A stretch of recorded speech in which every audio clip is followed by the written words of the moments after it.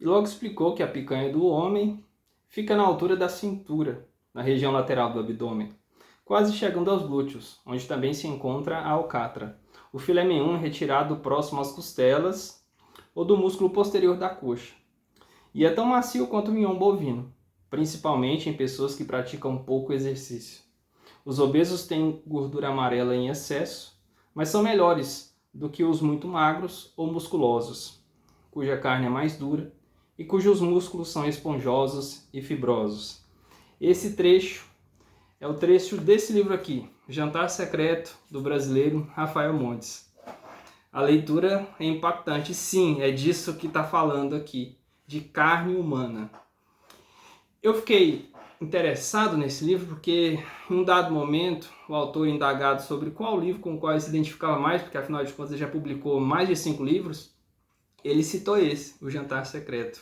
Eu já li um dele, né, tá aqui atrás, Uma Mulher no Escuro, e quis ler esse também, porque estive em uma ocasião e percebi que o Rafael Montes é tratado como um popstar. Ele leva multidões, né, principalmente jovens, então estou tentando entender o porquê que ele consegue atrair tanta gente. Bom, para mim, ele oferece, tem produzido aquilo que está em alta, que está em evidência, que é o true crime, que é isso, né? Um crime real. Não que aqui seja algo real, mas esse interesse dos leitores brasileiros contemporâneos por algo que envolva cenas policialescas, investigação criminal, né? Algo nesse sentido tem despertado interesse.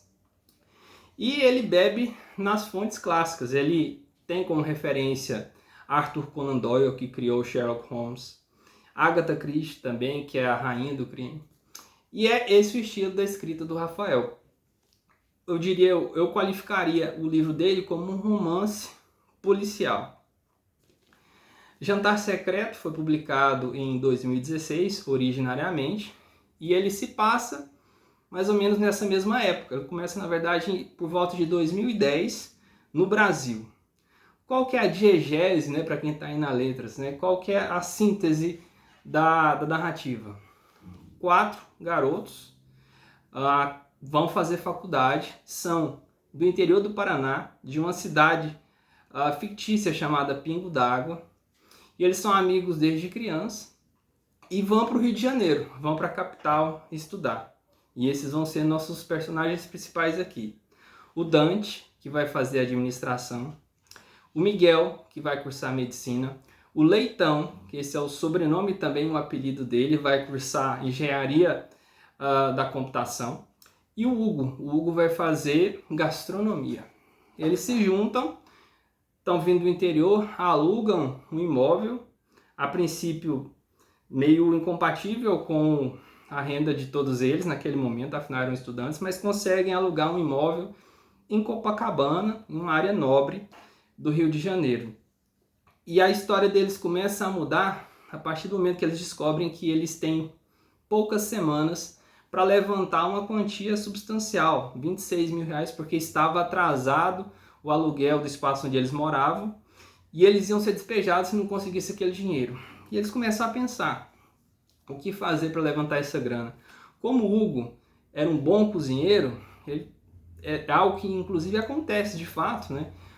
Ele teve a ideia de reunir pessoas, convidar pessoas na internet para pagar um valor e jantar na casa deles. Ele ia cuidar das comidas, fazer algo mais refinado, ia cobrar um valor até alto, né?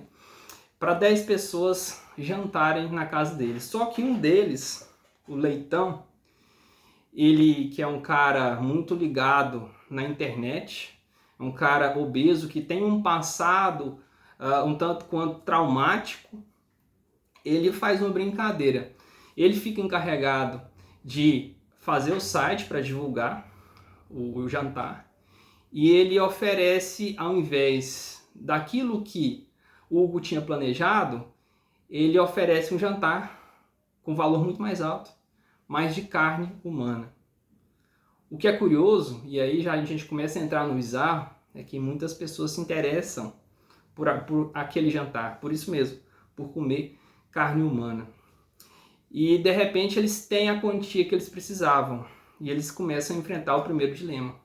Mas como assim? Que coisa absurda, nós vamos oferecer carne humana.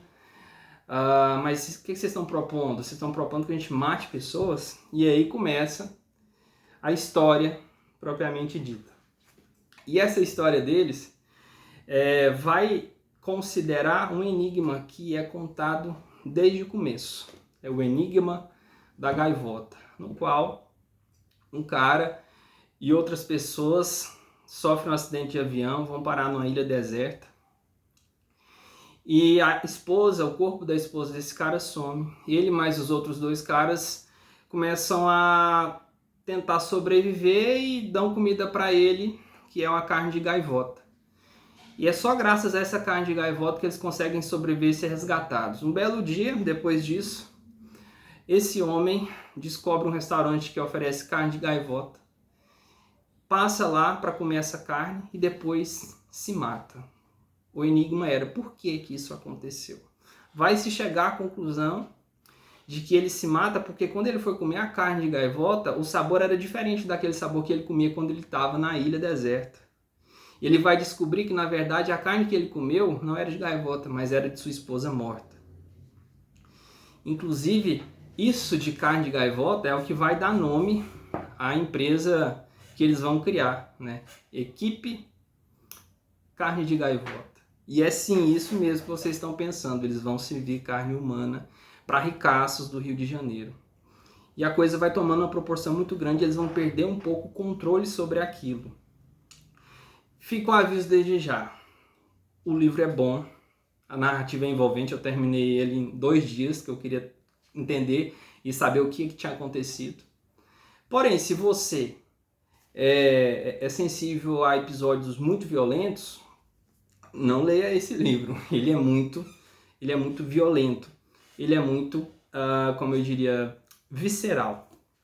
Uma característica também marcante, talvez é um motivo pelo qual o Rafael, o autor, consegue atrair multidões de jovens, é a linguagem. É uma linguagem fluida, muito bem amarrada, muito cheia de detalhes, ele é muito perfeccionista no que ele faz.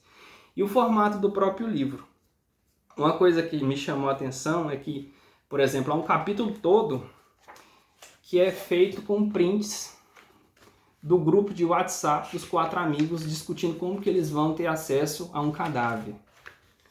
Tem até memes. Então, assim, é uma linguagem jovem e que atrai, com o qual certamente os adolescentes, os jovens vão se identificar, porque faz muito parte do dia a dia deles, né?